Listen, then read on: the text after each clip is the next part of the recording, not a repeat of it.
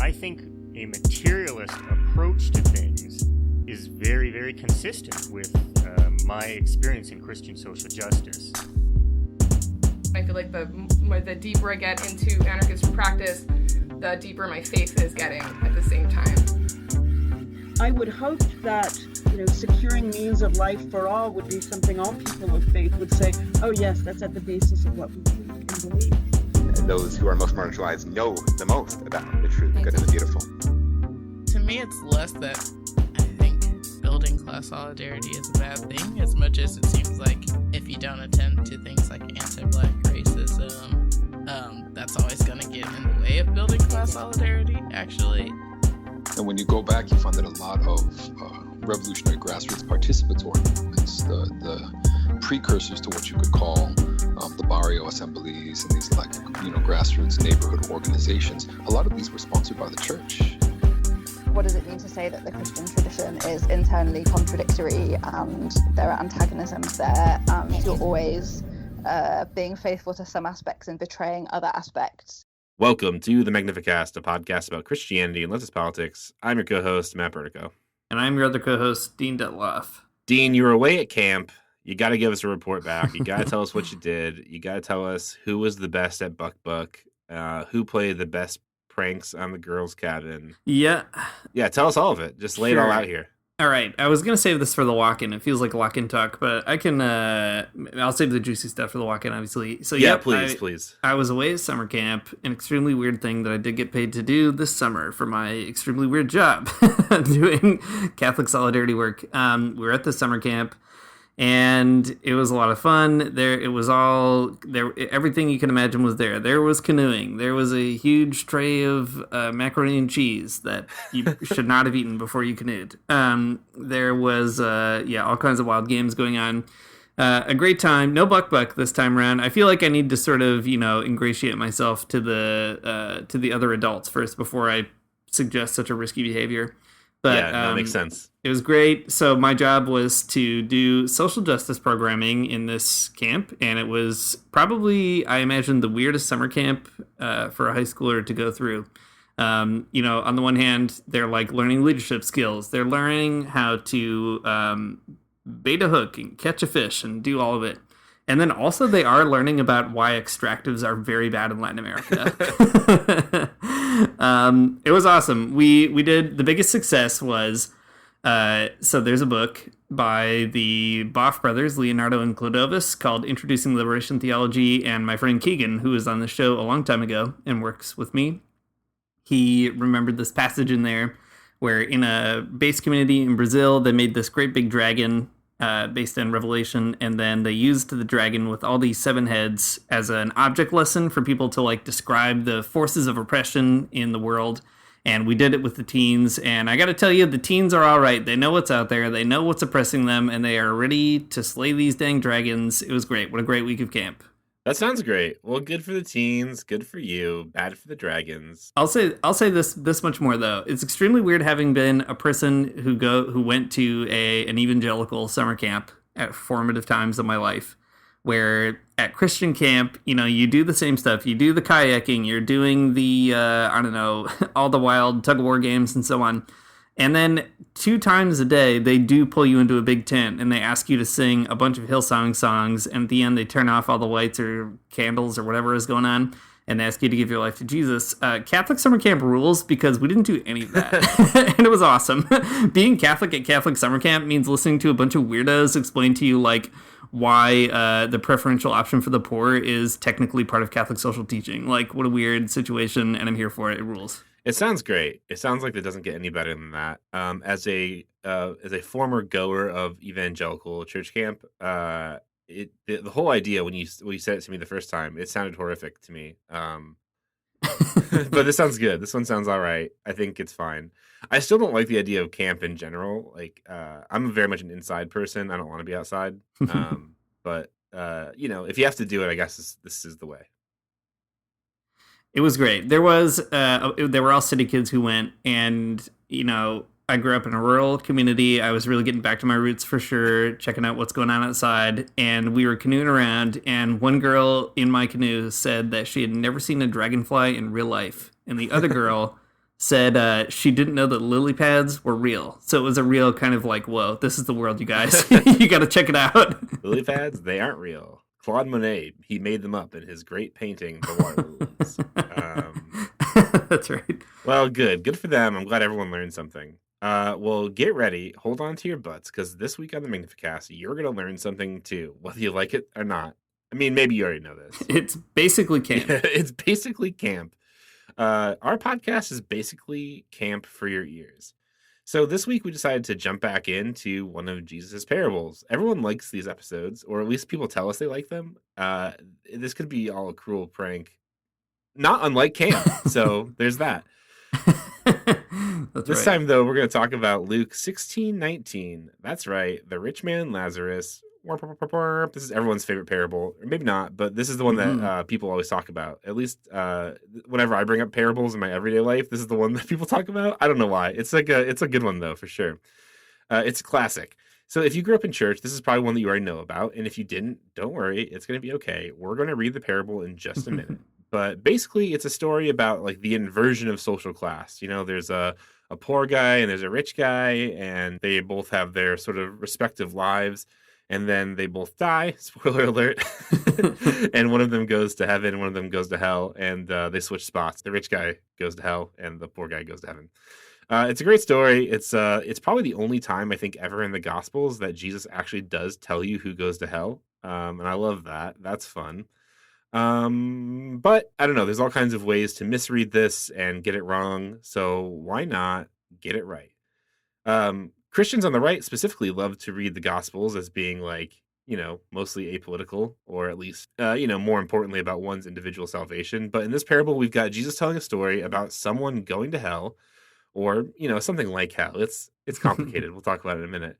And that guy is rich. And you can't really read around that meaning because it's explicitly in the text. But I don't know. Christians on the right, they don't care about the Bible anyways. But overall, in all of this, what we get is a story that rebukes the wealthy for mistreating the poor. And the further we get into it, I think the more interesting and like the more damning it all gets, for sure. It gets... Oh, pun intended. Yeah, exactly.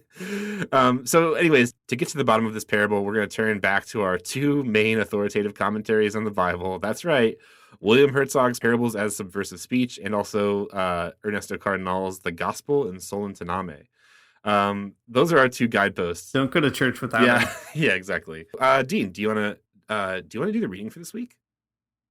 Sure. Yeah, I could be the lector. Yeah, thanks. Absolutely. I've got a big thing, a big thurifer of incense over here. I'm just gonna swing it around while you read. That'd be great, and I'll duck when it sort of comes by, so it doesn't clip me. So this is from Luke 16, verse 19. For those following along at home, with your Gospel in Solentiame in the church pew in front of you, it goes like this. There was a rich man who was dressed in purple and fine linen and lived in luxury every day. At his gate was laid a beggar named Lazarus, covered with sores and longing to eat what fell from the rich man's table. Even the dogs came and licked his sores. The time came when the beggar died, and the angels carried him to Abraham's side. The rich man also died and was buried. Bummer. In Hades, where he was in torment, he looked up and saw Abraham far away, with Lazarus by his side. So he called to him, Father Abraham, have pity on me, and send Lazarus to dip the tip of his finger in water and cool my tongue, because I am in agony in this fire. But Abraham replied, Son, remember that in your lifetime you received your good things, while Lazarus received bad things. But now he's comforted here, and you are in agony. And besides all this, between us and you, a great chasm has been set in place, so that those who want to go from here to you cannot, nor can anyone cross over from there to us. He answered, Then I beg you, Father, send Lazarus to my family, for I have 5 brothers. Let him warn them, so that they will not also come to this place of torment. Abraham replied, They have Moses and the prophets. Let them listen to them. No, Father Abraham, he said, but if someone from the dead goes to them, they will repent. He said to him, Even if they do not listen to Moses and the prophets, they will not be convinced, even if someone rises from the dead. The end. And scene. Thank you. The word of the Lord. Okay, so what we get here is it's a great parable. It's full of all kinds of stuff. In a lot of the other parables that we've read so far, it's always like, there's a vineyard, there's a king, whatever. There's a there's a court, all these things. But now we're getting to the real good stuff, right? The real dramatic stuff. There's a rich man, there's a poor man, and then they die. And there's this great scene between heaven and hell in the afterlife. And oh my God, if there's anything that evangelicals love, it's missing the point of the story and doing the weird calculus of like how the afterlife works based on this particular reading. That you'll be able to see people in hell when you're in heaven. And would that really be heaven if you could see people in hell? Dang, is what evangelicals say every time.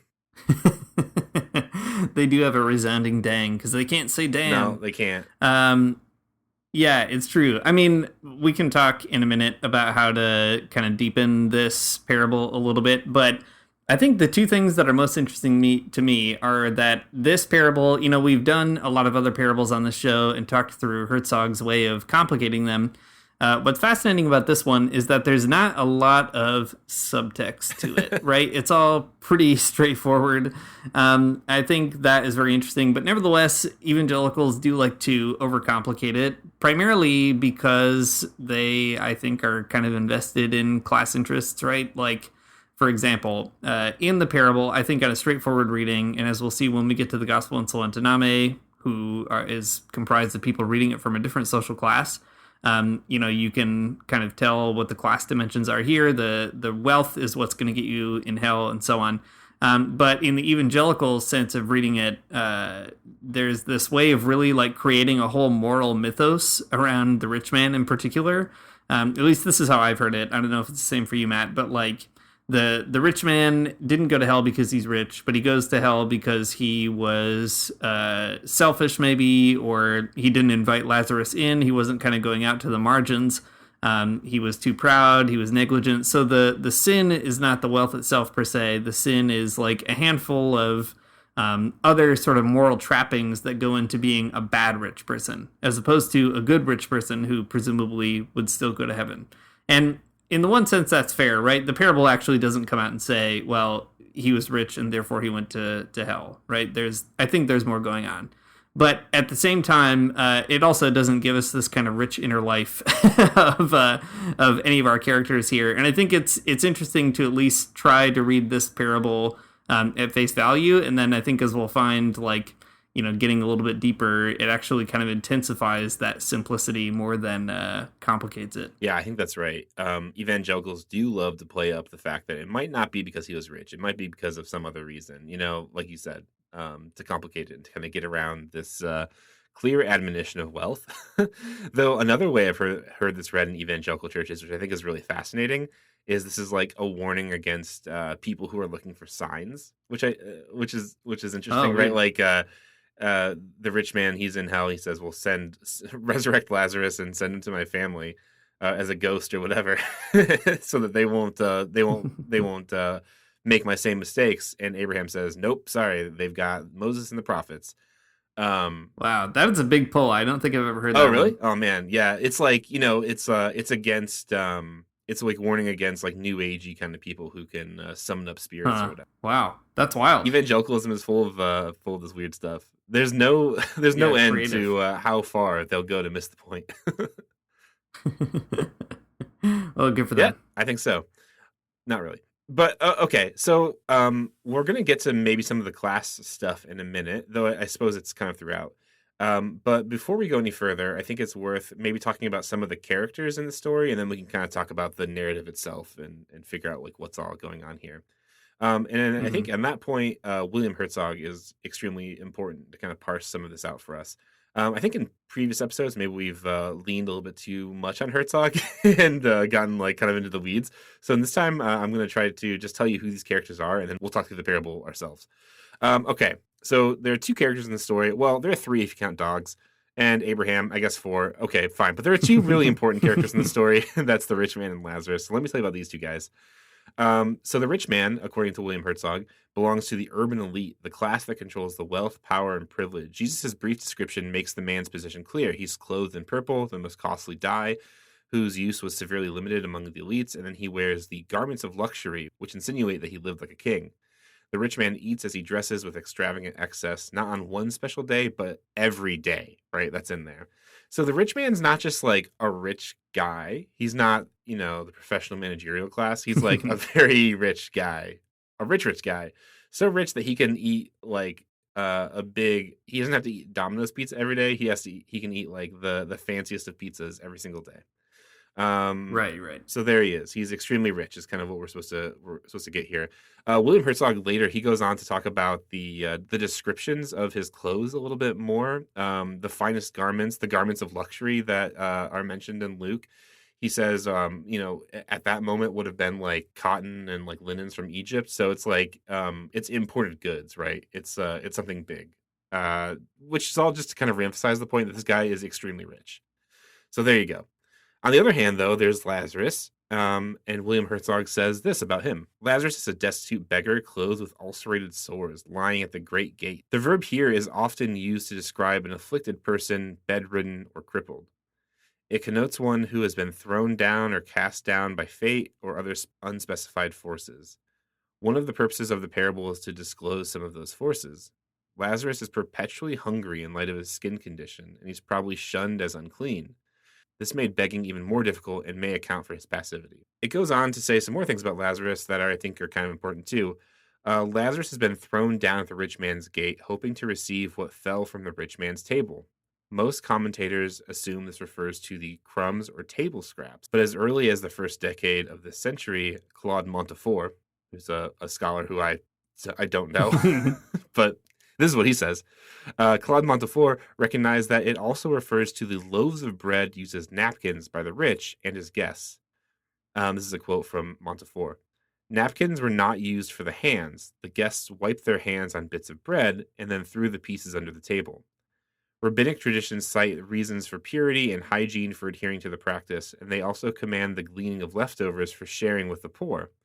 Whether guests broke off one piece of bread from the pita-like loaf before using the remainder as a napkin, or they helped themselves to a stack of bread loaves designated as napkins, makes little difference. In the rich man's house, the purpose of the practice was the same.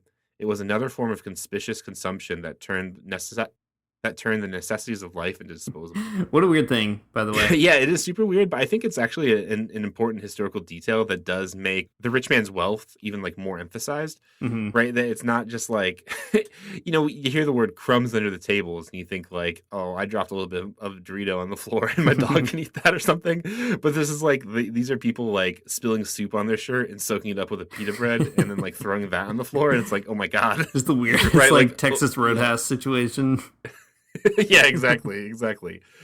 Okay, so that part is weird, but it's an important detail that it stresses the overall like chasm between Lazarus and the rich man. So then Herzog does give us some other insight about like the economic context that a beggar like Lazarus might come from, and this is like kind of all speculation on Herzog's part, but it's probably not wrong, really. So in past episodes that we talked about parables, Herzog will talk a lot about Kingdom of Israel in like terms of an advanced agrarian society, right? It's not capitalism, but it's not capitalism also, I think, in a lot in a lot of ways. Proto-capitalist in some ways. Yeah, totally proto-capitalist. You see the traces of what will become capitalism later. In some very complicated ways. To say it's just capitalism would be too simple, but it shares a lot of similarities, I think, and that's kind of what's important. But anyways, Herzog says that most people like Lazarus would begin their life where the vast majority of the population was born in the country, either on a peasant farm or in a village. A beggar such as Lazarus may have had the misfortune of being second or third among the sons of the family because the family only had enough land to go to the eldest, because that's who would inherit it. So it's just like he was probably a peasant farmer. He probably didn't get any inheritance because maybe his older siblings did. And then he is also a person afflicted with some kind of like skin condition, which makes working even harder, right? How does he get to the city is a great question. And Herzog says that like, well, probably, a rich man, just like the one in the story. How would they get rich? Lending to farmers and then foreclosing on their land, right? So like these exploitative means. Lazarus is a beggar, not just because of his like skin condition or something. But it's because specifically the rich man kind of like put him there, right? I think that's an important part of the story, and that's what Herzog does really well in his book, and kind of explains how that might have worked out. But like Lazarus is a beggar because he doesn't have a house, or his land has been foreclosed upon or something, right? So he's forced to the urban center rather than living in the countryside as being like a day laborer or whatever. So all these things are really connected, but I think these things kind of taken together, they make the meaning of the parable a little bit more obvious. The people who would have listened to this story would have heard about these characters. And first of all, this particular type of like genre of story, like these inversion stories, are like pretty like normative stories that have been told, but before the Gospels, right? Jesus wasn't the first person to tell this kind of story. It's in the rabbinic literature. It's in different kinds of like cultural takes on this as well. But I think that what we hear in this story, though, is like a pretty like straightforward explanation of two people who could not be further apart in terms of class, and then their positions get switched in the afterlife when they die, right? And that's quite interesting. One other point I want to note here really quick too, in Luke 16:22, when it says the time came when the beggar died and the angels carried him to Abraham's side, Herzog says that this is maybe like a euphemism that means that like he just died on the street and nobody buried him. Whereas the rich man also died and was buried. So like that difference is also kind of like denoting this chasm between the two in terms of like social class and economic class. So I don't know. It's just like everywhere you look throughout this entire parable, what you're seeing is like Jesus explaining the drastic and like unjust class differences between these two. So I don't know, when evangelicals go out of their way to misread this, or to like misunderstand it, or to make it not about wealth in some way, it's like deeply frustrating, because all of these signposts point to it being about that in particular. Well, I think it's also revealing of what it means to hear a parable like this without any class consciousness in general, and also when you're formed by kind of capitalist mythology, because the myth of capitalism, to make it work, you have to assume that somewhere along the line in a capitalist society, two people, as we like to say on this podcast, they meet in a field and they have absolutely no background, right? They have no history, no real kind of extenuating factors, just two rational adults hanging out, and they make voluntary choices with each other, and then they go away. They do a free exchange. That's the capitalist myth, that out there somewhere is this kind of free, non-coercive method of exchange, and that's all capitalism is. And if you have that kind of myth in your brain, it's easy to then see a story like this and say, well, it must be a tale about moralism, right? There's one person who is not very good and is not nice, is bad, and that's why he goes to hell. There's another person who didn't do anything wrong. He was down on his luck. He must have been a basically good person, and he goes to heaven as a result of it. And if you don't have those kind of class antennae up, I guess, if you don't know anything about either the first century like me, and you have to have someone explain it to you, or you just don't have the reflex maybe to see the class difference in the text, you're inevitably just gonna interpret it in such a way that I guess reproduces the economic conditions of your time. And I think that is a really helpful moment as well, to sort of understand how, if we're really into like a good biblical hermeneutic or something, it can help us undo the capitalist myths in our brain as well, because that's not the economic logic operating in Jesus's time in a big way. Yeah, that's right. It is true. The class interest thing is a big part of it. If you've never struggled with money a day in your life, you're going to read this in a way that you couldn't possibly be the bad guy. But even if you do struggle with money, I guess I'm thinking about this in terms of, let's say you're in an evangelical or like charismatic kind of Bible study or something, and everybody is either middle class or lower middle class or poorer or whatever. I'm just thinking about, I've been in Bible studies like that in the past, and I could see everybody kind of probably coming to basically the same conclusion, which is that this is, ultimately a story about how, for some rich people, like, they're not nice, or their wealth, they probably even admit that like wealth can blind you to the situations around you or something like that. and maybe even have some sympathy for the poor as an abstract, character or whatever. But capitalism is so entrenched, especially in evangelical ways of reading. I mean, evangelicalism, I think, is like the true Marxist reflection of capitalism in a kind of uncut way. In that case, it's just no matter where you are on the social scale, that's how the ideology reproduces itself in a really yucky kind of mechanism. Yeah, I think that makes sense. Well, Herzog kind of concludes his section about this particular parable by explaining that this is, I mean, just like you said, kind of informed by class and wealth, and we should really read it in that way. So Herzog finishes out this whole thing saying, the parable is not a story about abstract social type, but a story about representatives of two social classes, the urban elite and the desperate expendables, those who had nearly everything and those who had nearly nothing. In this case, wealth may indeed lead to Hades, for such wealth could be obtained only by the systemic exploitation of the poor, and it could be maintained only by their continual oppression. The urban elites who lived at the expense of the poor twisted the Torah and the temple to serve their ends. They read the prophets for their comfort, and Moses to study the purities, lest they should become unclean. Their wealth and its use in conspicuous consumption, their rapacious greed and its extraction of any surplus from the poor, their pursuit of power and privilege with its accompanying suppression of the people of the land, all these characteristics of the rich man's class reveal that wealth is no sign of blessing, but a curse on the land. So there's a few important things to pull out here for sure.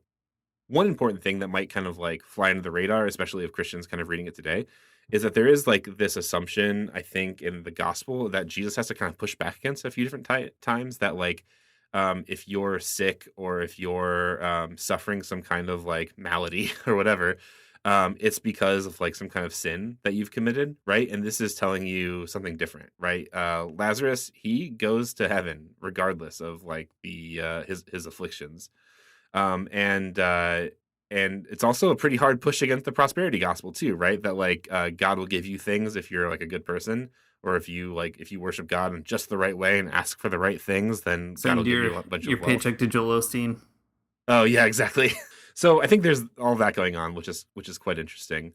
But also the other interesting part is that that this can't, like the evangelical reading that the rich man, he goes to hell, but it's really not his wealth that put him there. This kind of lays that to rest, right? Because it's not that like he's just too proud or he's too conceited or he's too arrogant. Because evidenced by the way he treats Lazarus after he dies, even right, even when the rich man is in hell, he's not even asking Lazarus to do something. He's asking Abraham to ask Lazarus. Like it's a big like may I speak to your manager kind of moment for sure. In hell, from hell to heaven. So it can't even just be like about that the rich man's just a bad person or something and he should have spent more time with the poor on earth, right? It's specifically that the rich man is in hell because he can't see Lazarus as like a real person because of his wealth, because of his systemic exploitation, right? So it's like it's not just that his wealth put him in hell, but it's that his wealth created something within this man that he can't like see. He can't get past the chasm that exists between Hades and Abraham, right? He can't get past that because of his wealth. So it's like, this is not like, this isn't just that he's a bad guy and he's in hell. It's like wealth made him a bad guy and he's in hell.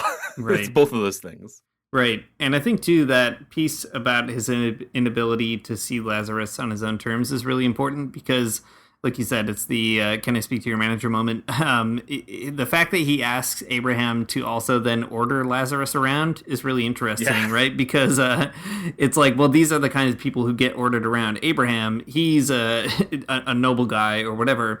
And it's even in the afterlife, this the rich man can't seem to understand that, like, Abraham and Lazarus are walking around as equals, right? He's brought to Abraham's side. They're just hanging out. And Abraham has to kind of like put him in his place and be like, sorry, you had your shot. You didn't take it. Yeah, exactly. Okay, before we move on, though, there is one more part. Maybe this will take the wind out of our sails or something a little bit. We keep saying this is like heaven and hell, but I think it's actually important that these are anachronistic ideas that we're kind of putting onto the text because, throughout the gospel reading, it doesn't say hell. It says Hades, which is a specific idea with all kinds of cultural trappings around it. And also, like, Lazarus being with Abraham is not heaven. It's Right. something different than that. It's not the Christian way of thinking about heaven or something like that, right? It's different.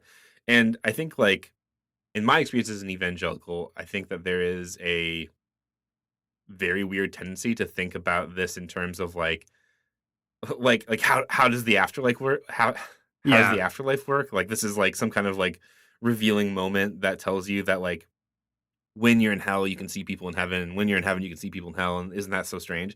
But, like, I think that's such a weird thing to think, because these cultural ideas are different than that. And also, it's just like, this is a cautionary tale. Like, this is what Jesus is telling. It's a parable. He's not actually giving you some kind of revelatory explanation of how heaven and hell work. Yeah. But, like, of course, that's where at least my evangelical brain for sure went a whole bunch of times about this particular text. Yeah. Doing the afterlife calculus about how all this works is a lot of time wasted, I think, on my part. Yeah, somewhere in someone's Sunday school notes, there is like a cartography of the afterlife that's just being cobbled together from these kinds of passages. And I would like to see it, I gotta say. Yeah, so there's all kinds of interesting stuff in this parable, but I think one thing that my mind goes to right away, obviously, is the kind of parallel to our own time. How do we plot this when it comes to the rich and the poor in our own day? And we'll get some of those bridges built or crossed or whatever with the gospel in Solentiame. But before we do, it made me think of a really interesting point that Marx makes in the first volume of Capital. And I thought we could sort of pause before we transition to just talk that piece through. So in Capital, there's a section where Marx is talking about, like, how working people are abused by capital, basically as kind of a force. Like, capital C is a thing out there prowling around, roaring like a lion, trying to steal you away. So Marx says, to the outcry as to the physical and mental degradation, the premature death, the torture of overwork, capital answers, ought these to trouble us since they increase our profits? Oh, wow. What a callous people. He then says, but looking at things as a whole, all of this does not indeed depend on the good or ill will of the individual capitalist. Free competition brings out the inherent laws of capitalist production in the shape of external coercive laws having power over every individual capitalist. And this is a passage that's often cited when people talk about, like, the kind of challenge of class war in Marxism, because people will be like, well, I have a good boss, or I know somebody who is a boss who is good, and I've had both good and bad bosses, so I get the impulse for sure. But what Marx is trying to say is it doesn't really matter if you have a good boss, or if a capitalist is a good person or a bad person. The ways that capitalism operates sort of compel us into weird behaviors, or they make us do things that we might otherwise not do if it was kind of just an abstract moral choice. Or the way he begins this little passage, when people are upset about workers being abused or premature death or tortured by overwork and so on, the voice of capital as a kind of abstract force is like, why should we be bothered with that? That actually increases our profits one way or the other, right? So I think that kind of just, I don't know, it came to mind as I was thinking about this parable, because I think Jesus is talking about something kind of similar here, that the rich man is caught up in the spirit of capital, or the spirit of wealth, at least, that kind of unjust accumulation, which is always done at the expense of the poor. The rich man is rich because he probably foreclosed on the land of somebody like Lazarus at some point. And is that because he was necessarily being a bad person? Not necessarily. That's just the way that, if you want to increase your power and wealth in the ancient world, that's just how you do it. So I think about that today, capitalists, they could be good or bad. Nevertheless, the system is such that it compels us to engage in these kind of acts of violence against the poor. And also it kind of insulates us too from the real effects on those people. Yeah, I love that. All truth is God's truth. We know that. And Jesus and Karl Marx are agreeing right on the money here with one another. I think this is such a good thing to bring up. And here's an extremely, maybe this is a tangent in a different direction, but I think it is a helpful example of this happening, like, in real life capital. So I work for a union. Everyone knows this. We all love it. It's great. And I've been really invested in this particular piece of legislation in California to get it passed because it's been my job to, and also it's good legislation. So what can I say? Basically, there's this piece of legislation called AB 257, the Fast Recovery Act in California. And what it does is it would, if it was passed, and it has been passed, so that's great news. It creates an industry-wide council for fast food workers so that they can set important industry-wide standards on things like pay and safety in the workplace, and different types of different patterns of like sexual harassment and other types of discrimination, all kinds of great stuff. Anyways, it is extremely good. It's like, when Rosa Luxemburg talks about non-reformist reforms, like this is it, right? It's leveraging a whole lot of power in the state apparatus and giving it to like the lowest paid workers in the state. It's good stuff. I love it, and I'm really excited that it passed. Anyways, when I was watching the debate for it in the California Senate, you heard a lot of this kind of thing, right? There would be like, there'd be some Californian senator that would stand up at the microphone and say like, well, listen, this is going to really hurt the franchise owners of McDonald's. I know a friend, and he's a franchise owner. He owns a Subway. He's a really good guy, and I don't think he exploits his workers. And all these things that these workers are saying, well, I don't know. It's not true. And it's so frustrating because it's like, because you know a guy or because they're your friend, it doesn't mean they're not exploiting workers. And it's like, it's assuming that the evil done in the name of capitalism is like done because capitalists are meaning to do it, like that they are intending to hurt people. And that's probably not exactly true, right? They do it because that's the way capitalism works, because like, capitalism doesn't work without the exploitation of workers. You just can't do it. But it's like, it's not like anyone's getting up out of bed and like trying to figure out how to make someone's life worse. It's just like they're trying to figure out how to make their life better in the scheme of capitalism. So they do that, and they inadvertently, or maybe less so sometimes, make workers' lives worse. But I think it's a good observation because people do this all the time with all kinds of things. Maybe not just like McDonald's franchises, but like there's a CEO who is really he's going out of his way to give some of his money to a charity or whatever. It doesn't matter, right? As long as you're still kind of like upholding the structures that force people into really hellish situations, like you're a dirtbag, and that's all there is to it. Sorry. Yeah, I mean, that's the thing too, is that like, well, we've talked about this on the show also a bunch, but Paulo Freire in Pedagogy of the Oppressed has this really great line about how the liberation of the oppressed is also the liberation of the oppressor, because the oppressing class is so, he would say dehumanized by their process of oppression that they can't even see their liberation as liberation, right? It feels like they're being oppressed, which in a certain sense, like they're losing maybe some power and influence or some wealth and so on, because they would have to in order to rebalance those kinds of scales. But they're gaining their ability to live in a healthy relationship with others. And I think that is such a powerful point as well, right? That like this parable also points us in that direction. The rich man has really lost his ability to see Lazarus as another human being. And Lazarus's dignity is restored by Abraham's side, but the rich man continues to kind of be stuck in this violent vision. He couldn't get liberated from it, even though he had Moses and the prophets and everything else. Just wasn't able to be liberated, and I think that is a huge sort of tragedy as well, right? We don't have to necessarily kind of revel in the suffering of the rich person, but we can see it as like, what a bummer. This guy enjoyed all the comforts in life, but ended still in this really like, limited view of human beings at the end.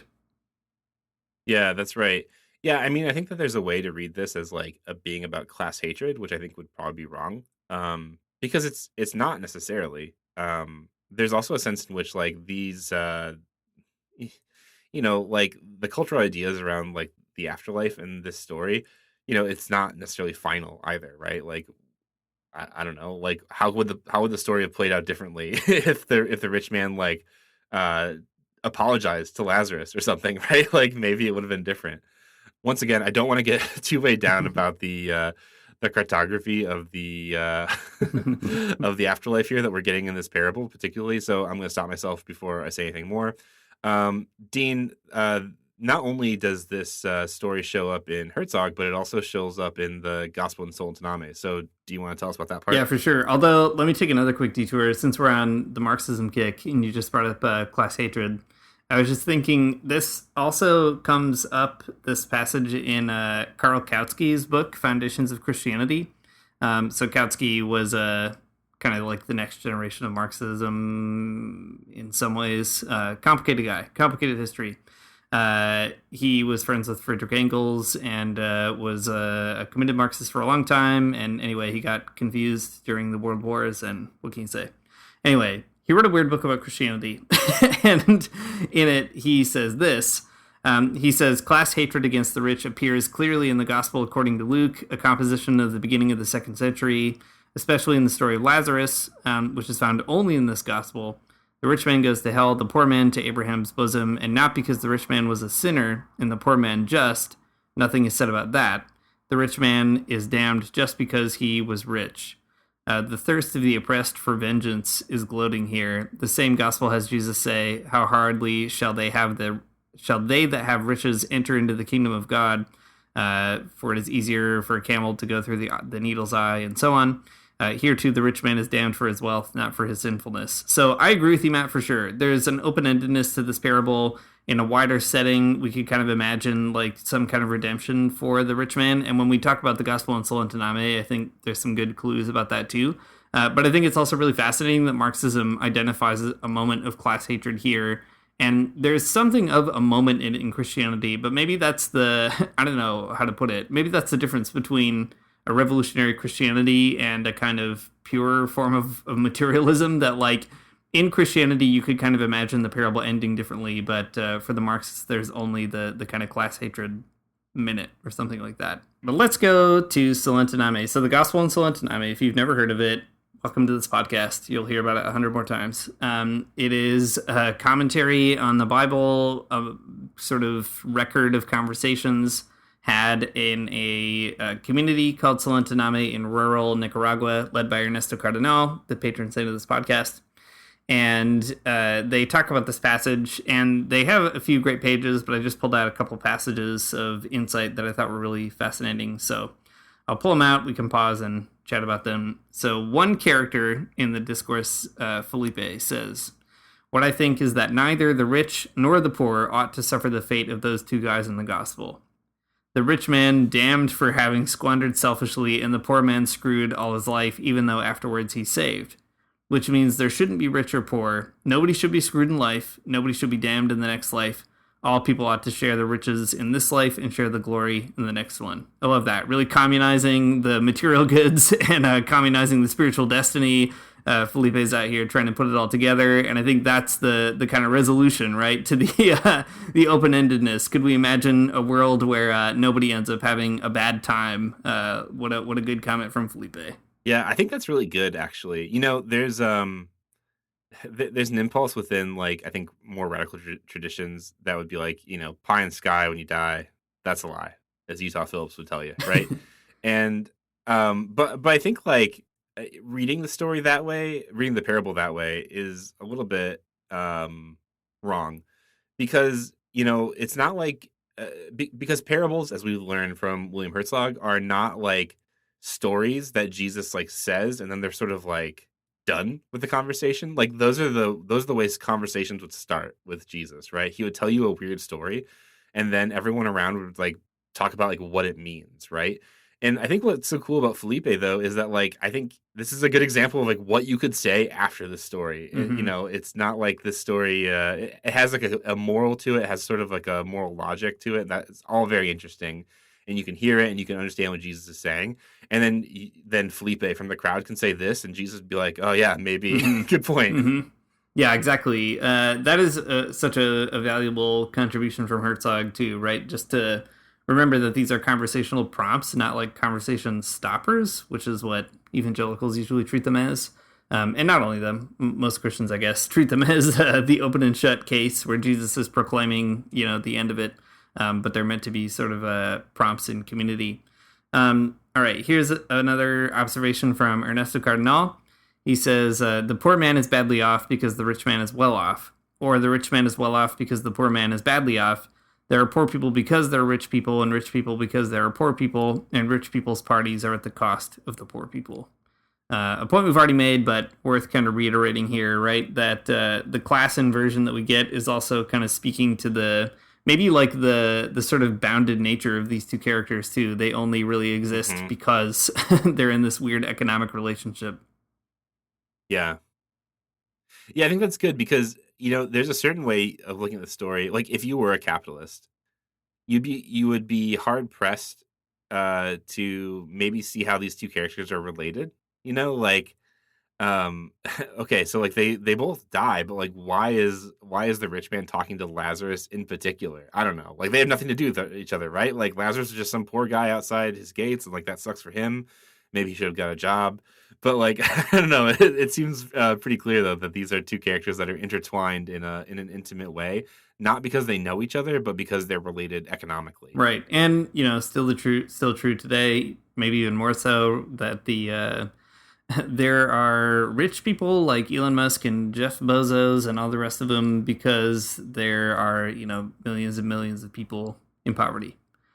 All right. Cardenal also goes on to say, it seems to me that Jesus' principal message is that the rich aren't going to be convinced even with the Bible, not even with a dead man coming to life, and not even with Jesus' resurrection.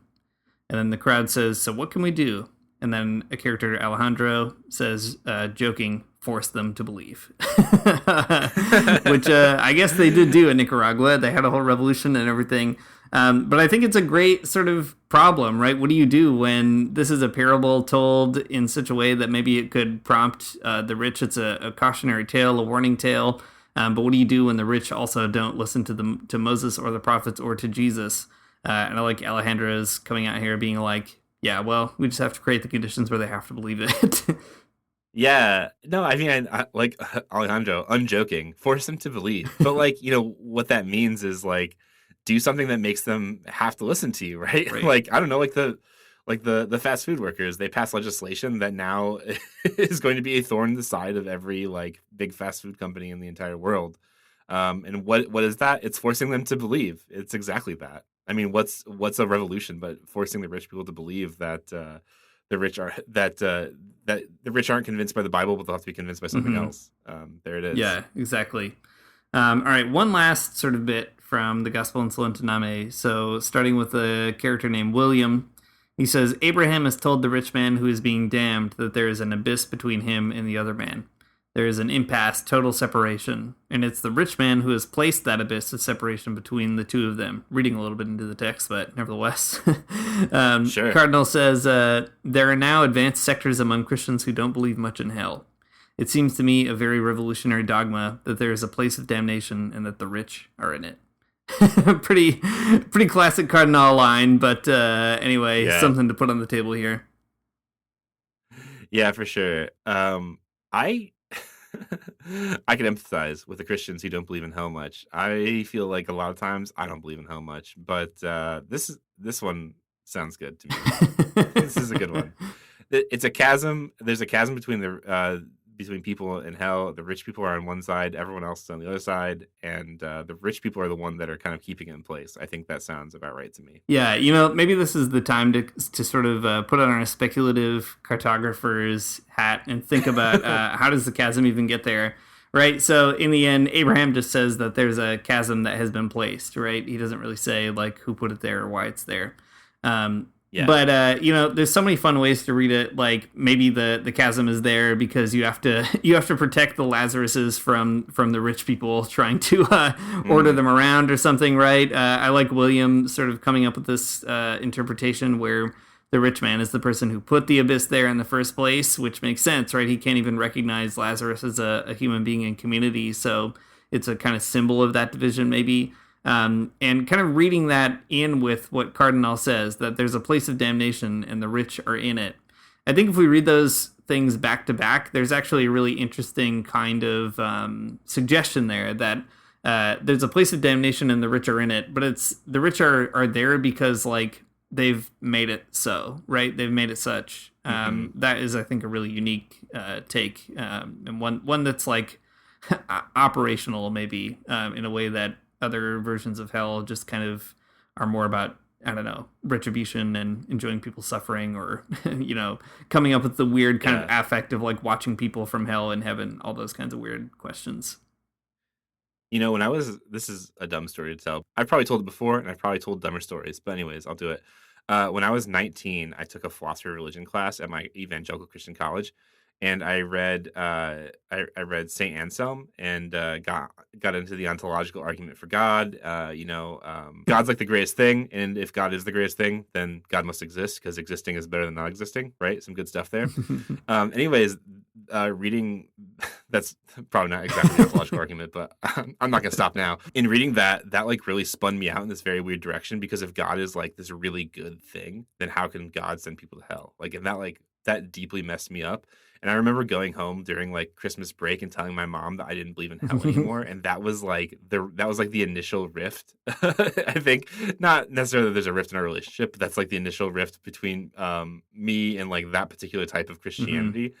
Whatever, universalism seemed like a really good idea to me, because I just couldn't like imagine, like, if I have to believe in God, which I guess I do, I don't know, grasped by that idea. Then I can't believe in a God that sends people to hell. But now that I'm 34, I've come full circle, and I believe in hell again, and it's great, and I'm loving it. There's a really weird. All right, so speaking of books we read at 19, I probably read this book at maybe 17 or 18. I was still in high school, but C.S. Lewis has this book, The Great Divorce.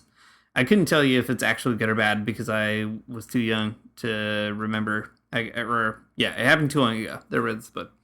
But the one thing that did stick with me is C.S. Lewis, extremely weird guy, do not endorse, but he has this kind of picture of hell in that book that I think is actually maybe still worth thinking about, where the idea is like hell is basically a place where everybody's grumbling with each other, and kind of the premise of the book is if you go there, if you're in hell, you can make a new house wherever you want. And first it sounds great, but it's always like kind of annoying. Like it's always sort of raining, or, just like a thorn in your side. And the idea is initially, like when whoever this character is who goes to hell, like initially there's this big sort of empty, like streets and streets of empty houses in the middle of hell.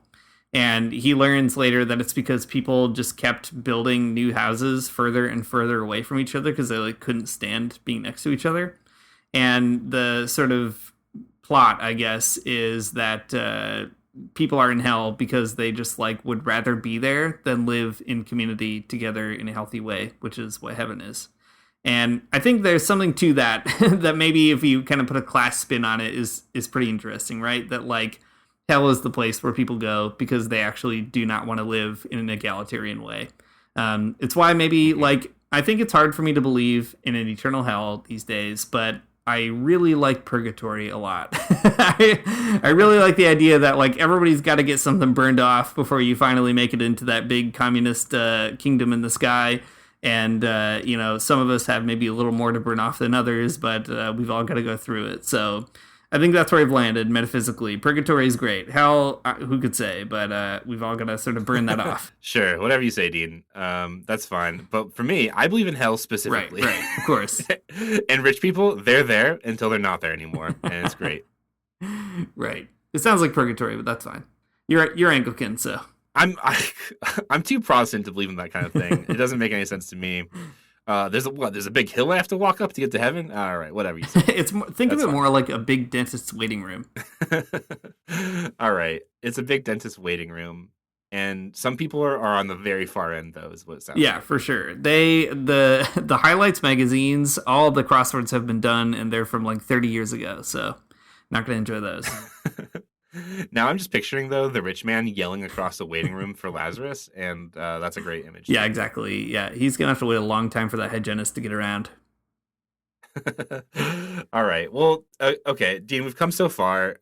We've read a parable. We've talked a lot about hell. We got into my extremely weird past and fraught theological confusions.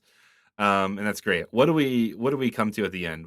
What do we do with this information? Whoa, what a great question. I have absolutely no idea. I guess off the cuff, I would say what we do is we recognize that there is there's a recognition of class antagonism in the Bible, that Jesus is trying to pull that out. And I think it matters that we see that as part of the faith, because there is such a drive to build class harmony into Christianity, because love should overcome everything and so on and so forth. But the fact that there is such a stark division, and that this parable is trying to tell a story of somebody who is kind of, creating a hell on earth and then is upset when they go to hell after, that is an important kind of thing. I've been reading this book, The Imperial Mode of Living, lately. Maybe we'll talk about it later in this podcast, but it's really driving home for me exactly how much I'm complicit in building a literal hell on earth for other people in the global south, especially. I mean, here too, but especially in the global south.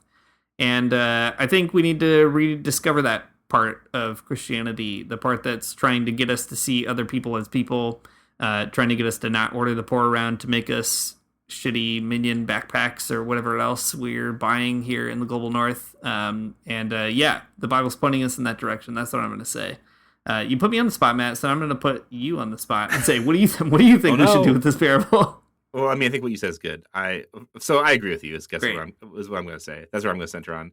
No, I mean, I think more than that, though. I really like to think of this as like a conversation piece, right? Like, I love to imagine that piece of it, that Jesus is telling the story to a bunch of people, and then people are kind of like pushing back on him and like saying something else, like trying to complicate the story or trying to get one over on him, or just trying to like turn the tables on Jesus in the conversation. I love that idea. I think that's great. And I really like kind of what Felipe says, that like we have to recognize these two characters as connected, right? Economically connected. In the end, kind of like spiritually connected in this weird way. But what if both these guys didn't have to be screwed, right? What if one guy didn't have to live like this on earth and one guy didn't have to live like this in hell? I think that's like a great aspiration. And maybe like a great moral vision and a way to recast this story in a way that like gives us something more from it, because like the reversal story is interesting and it feels good, and like it feels good when something bad happens to somebody you don't like, as I keep saying on this podcast over the past few weeks. But like I feel like it does wander dangerously close to class hatred in the way that Kotsky says, and I don't like that part of it. I like the idea that like maybe we could just kind of like we can take this as a cautionary tale. And we could imagine a world where neither person has, like, the rich man doesn't have to go to hell because they won't be rich, and the poor person doesn't have to like live a crappy life on earth because he's not going to be poor. I think that's a great direction to head for me, to recast the story in a more revolutionary light. Well, you agreed with me. I agree with you. What a great way to end a podcast. The first podcast after summer camp 2022. I don't know where I'm going with this. I feel like I'm entering into like how we close off the walk-in mode, and I've got to get out. I've got to backpedal. This is well, you see, when you come back from evangelical summer camp, you usually are very alienated from your friends right, because you're so on fire for Christ. Right. But this time, it's not like that. So that's great. You know that it's really good work, I guess. Yeah, it is great work. So maybe just like we do in the walk-in, I'm just gonna say. Love one another. Have a great time. Have a great summer. Don't ever change. And we'll see you next week. Thanks for listening to the Magnificast. If you like what you heard, you can support us on Patreon at patreon.com/the Magnificast. You can, if you do that, which it'd be nice if you did. If you don't, it's fine too. No big deal. But you can get a cool invite to our exclusive Discord, our Discord channel, where we talk about mostly the Queen today because she did just die, but also all kinds of other things like pets and recipes and usually a lot of environmental dread. So if you need a place to get that, if you need to load up on that kind of stuff, come on over to our Discord. Our intro music is by Amari Armstrong. Our outro music is by The Illogical Spoon, and we'll see you next week.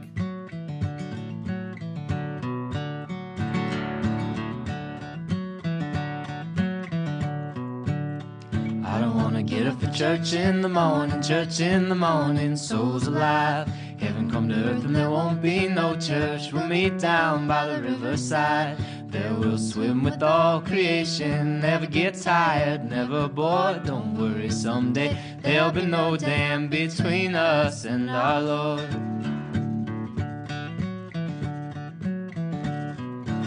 Jackson, you keep your hoods up. Well, you keep your hoods up and you stay up late. In Jackson, you keep your hoods up. Well, you keep your hoods up and you stay up late. Oh, don't mind a cold night, but we might mind if you leave too soon. So come on now, it's still early. At least I would else.